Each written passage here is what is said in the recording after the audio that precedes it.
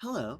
Please allow me a few minutes of your time to engage in a little thing we like to call roleplay. Let's pretend that you happen to have been born on a little planet inside the Star Wars galaxy called At-Atten. Your life, for the most part, has been nothing but peace and simplicity. You went to school in your robot-driven bus, took your mandatory future determining assessment, and were given an allegedly vital role in the Great Work. Maybe you are a technician, working to keep the on-rail cars functioning. Maybe you build more suburbs for new families to move in. Or perhaps you get to make it all the way up the corporate ladder and work as an assistant supervisor underneath your robotic overlord that controls every aspect of your life and will not allow you to leave At-Atten under any circumstances. This dystopic utopia is all you have ever known, all your ancestors have ever known.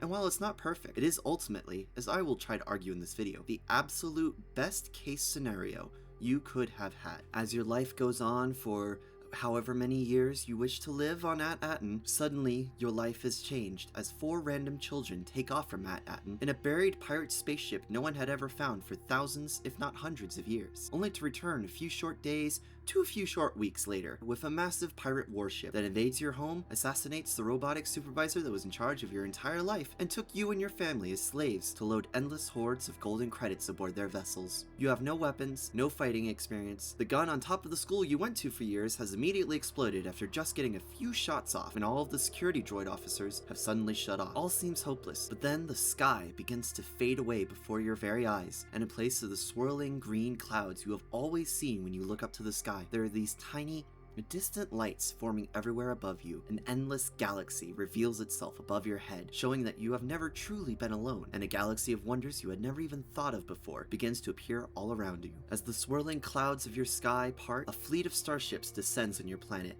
but these ships for some reason begin to engage the pirates that have taken you hostage, eventually freeing you, your family, your neighbors, and your entire planet from eternal slavery. At least, this is what you hope will happen. While you are grateful to these strange new ships for saving your life, you question the validity of their claims of being from a so-called new republic. But the testimony of 4 random children that took off and came back with pirates is enough to convince the surviving leadership of your planet that these ships are the good guys. Sure, the literal last time these kids reappeared with a stranger in tow, that stranger promised to be part of the Republic and ended up being a pirate overlord. But these 4 kids say these X-Wings are cool, and everyone just wants to go back to the way things were. Everyone on At-Atten most likely will never find out that they were actually one of the very few planets ravaged by pirates to actually receive help from the New Republic. But either way, everyone is so grateful that the New Republic values the precious, precious lives of you and your family. With so much joy in your heart, you support the immediate signing of a charter with the New Republic, unquestioningly giddy to get out into the galaxy and see everything you have missed beyond that green, swirling sky. Yet unbeknownst to you, your planet,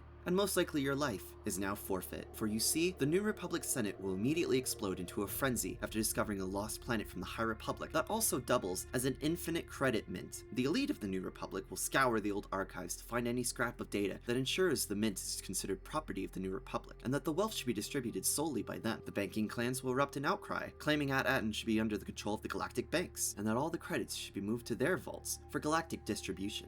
Word of the discovered lost world of infinite wealth will most likely leak across the galaxy, when those bright, tiny lights that you just saw will soon become beacons of fear, leading unknown dangers towards your undefended planet. You learn that the New Republic is a pacifistic government, with little if any ships armed for defense, and with so many of those ships already dealing with other pirate nations or ex-imperial remnants, it may take time for a proper fleet to arrive above your planet. Yet with one pirate ship gone, the rest of the armadas now know that the old legends of the Golden Planet and its legendary pirate captain are all true, most likely leading all of them to ally themselves with each other and form the largest pirate alliance ever seen in the galaxy outside of Hutt territories, with an invasion plan straight to At-Atten. Speaking of the Hutts, a vile gang of large slugs that value wealth and power over things like mercy or fair trade. These gangsters would heavily weigh the idea of engaging in another Outer Rim war with the New Republic for a planet of infinite credits, a deal that is unbearably salivating to even the lowest of the Hutts. Suddenly, your planet needs to become a fortress world, impenetrable to bounty hunters, probe droids, assassins, ex-Jedi and Sith, pirates, and worst of all, ex-Imperials. Citizens of the planet Coruscant, once the very heart of the Republic, now an abandoned metropolis world left to the Inner Rim, will begin to wonder if they will ever see a single golden credit. The under-citizens will begin to wonder how much longer they can live in the very bowels of the planet, where the surface will extend even higher towards the sky they have never seen. For the under-citizens, life is much harder than life on At-Atten, and just like the pirates, they are hungry. If enough of the under-citizens share a single unifying thought, thought, the entire planet could erupt in a mass rebellion. All it would take is just a few of the under-citizens to steal one of those decommissioned Star Destroyers, a remnant of the Empire, and head towards At-Aten.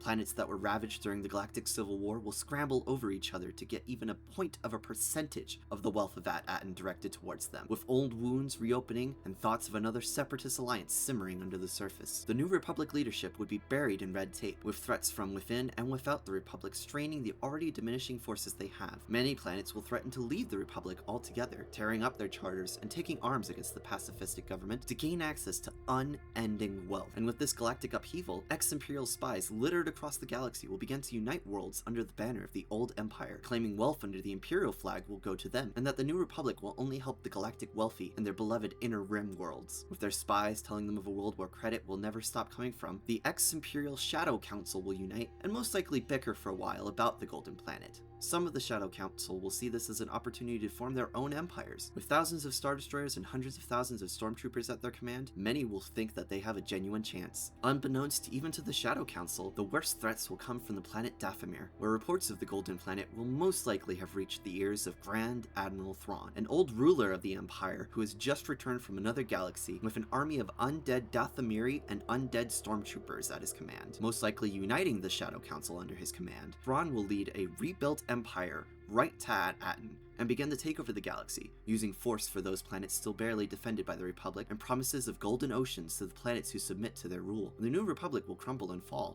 Every planet now out for their own gains, the galaxy will burn for 1,000 years with constant fighting, most likely turning At-Aten into a wasteland, much like one of the other hidden worlds. Citizens of At-Aten will be viewed as high-value targets, as any access to the systems that run the vaults of this golden planet will be incredibly valuable to members of the Outer and Middle Rims. Kidnappings will increase, your neighbors will disappear, leaving your own home will feel somehow more dangerous than being captured and enslaved by those pirates. The New Republic will force most citizens of At-Aten to either flee their homeworld and hide in some sort of galactic witness protection program, or most likely, you will be forced to remain as a worker for the New Republic, watching as your homes are reinforced with ray shields. Anti-spaceship guns will be erected all around your city, and most likely, a planetary shield is erected around your planet, changing your sky once again and trapping you under a completely different storm. The peace and tranquility of At-Aten will be disrupted with the sounds of construction, building endless fortifications, New Republic offices, and most likely New Republic barracks, not to mention droid storage areas, fighter hangars, landing pads, and shuttle bays. More and more New Republic soldiers will arrive on your planet, taking away precious resources like food and space, and many of your old freedoms will fade away as new security measures are quickly enacted for your safety. More and more security droids will patrol the streets at night, more and more ships will land around your small little city, and suddenly the peace and quiet will become a hustle and bustle, with the constant sounds of ship engines echoing amongst the sky. Within the span of less than a month, you are back to offloading as many credits as you possibly can into New Republic ships, and production of the golden credits will be cranked up to maximum efficiency. Yet all of this will be for naught, as when news of the Golden Planet reached the ears of Grand Admiral Thrawn, it most likely reached the ears of the most terrifying being in the galaxy, Emperor Sheev Palpatine, also known as the Emperor, despite assurances from the New Republic's leader, Leia Organa, that he is absolutely dead. Somehow,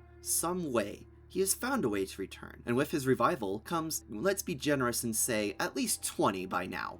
Brand new Star Destroyers, each equipped with a weapon capable of annihilating a planet in a single shot, and each one crews an army of Sith troopers who are much better trained and much better equipped than even Grand Admiral Thrawn's most elite personal guard. All it would take is one of Palpatine's Star Destroyers to reach your world, and then your life is over. You will either serve the Emperor, or risk your entire planet being vaporized into dust, and the credits mined out of the rubble. In the end, all of your options have become simply non-existent. Your life is now gone. Your family, your friends, your home, your very planet is now lost to you. Your choices are either to serve in the New Republic as an indentured servant and hope they are strong enough to keep you safe, become kidnapped and tortured by some of the worst beings in the galaxy, or be invaded and sent right back into the slave workforce you were just freed from. Invasion-wise, you can expect an endless army of undead Dathomiri witches and undead stormtroopers, a massive amount of clanking ex-separatist battle droids ranging from the tiny B-1s to scorpion droids, every single smuggler, bounty hunter, assassin, pirate, and outlaw in the galaxy, the entire Hutt armada, which most likely will include Rancors, feral and tamed, and Mandalorians, who perhaps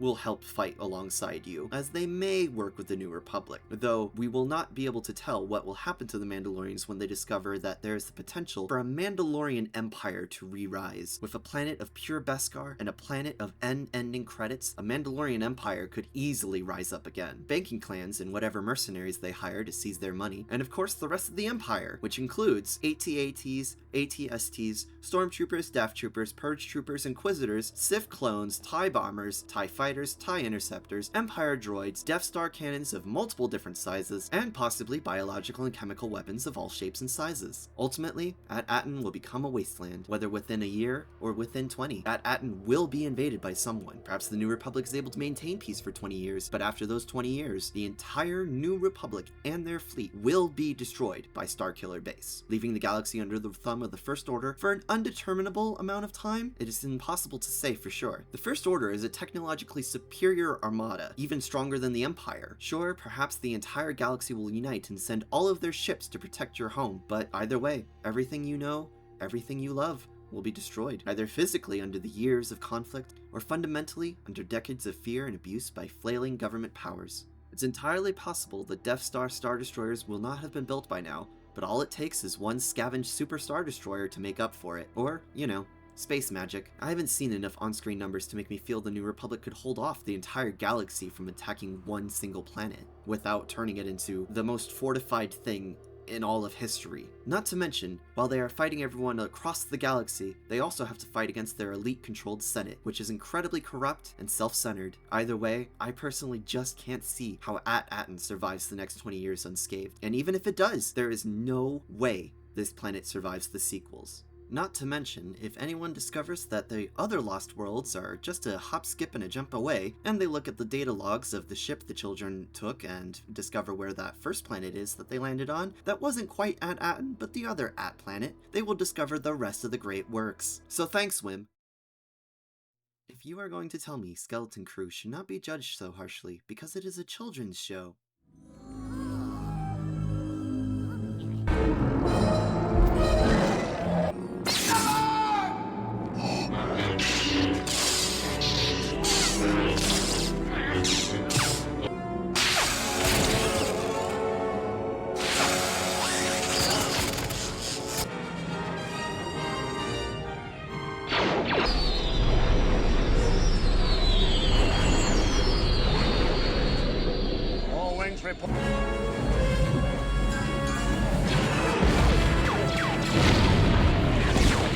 Techno Station 5-7, we're on our way.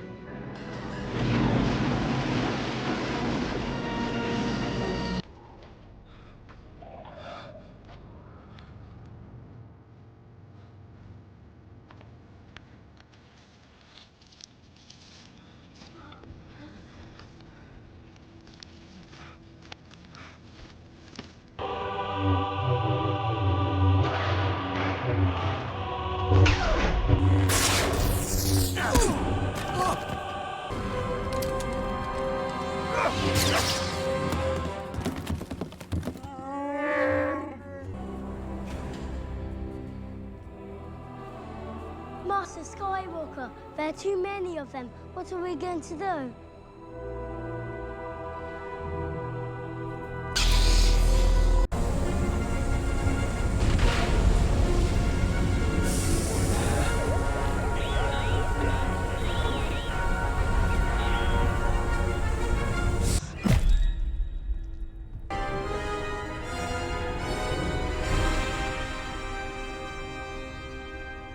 Wayfinder's there. Leia.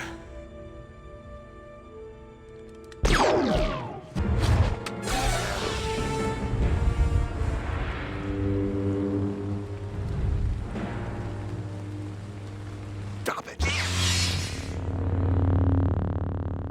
It passed like a fleeting shadow, and I was left with shame and with consequence.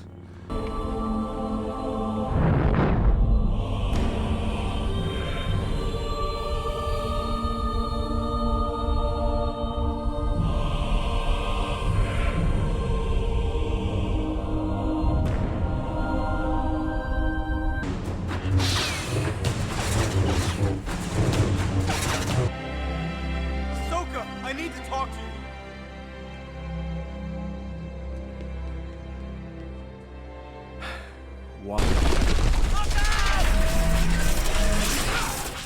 It is ray shielded. We need rocket launchers.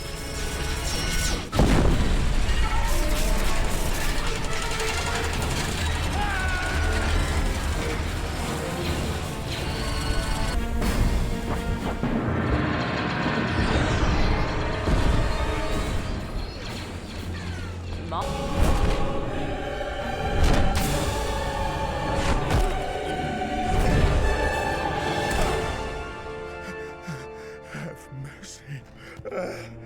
Please, please. There is no mercy. You start down the dark path forever. Will it dominate your destiny, consume you at will, as it did Obi-Wan's apprentice? Vader. Is the dark side stronger? No.